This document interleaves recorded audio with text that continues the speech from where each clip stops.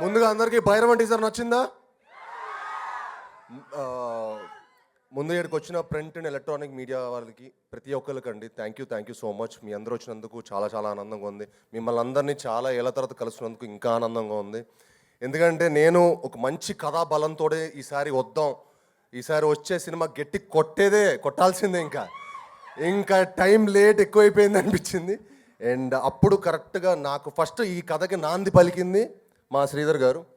ఎందుకంటే జయజానికి నాయక్ తర్వాత శ్రీధర్ గారితో పనిచేయాలనుకున్నాను.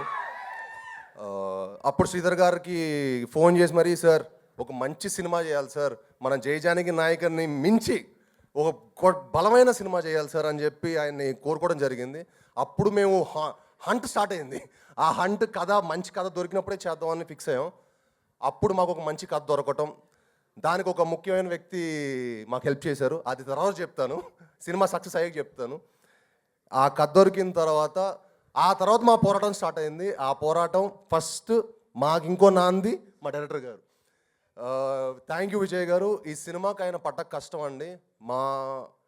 మేమందరం ఒక ఎత్తు అయితే ఆయన ఇంకో ఎత్తు. ఎందుకంటే ఈ సినిమా ఆయన భుజం మీద ఎక్కించుకొని ఆ సినిమాని ఆయన ఓన్ చేసుకున్న విధానం మీరు రేపు సినిమా చూసినప్పుడు మీకు అర్థం అవుద్ది. The way he own the film, the way he made this film, he will be one of the top director for sure.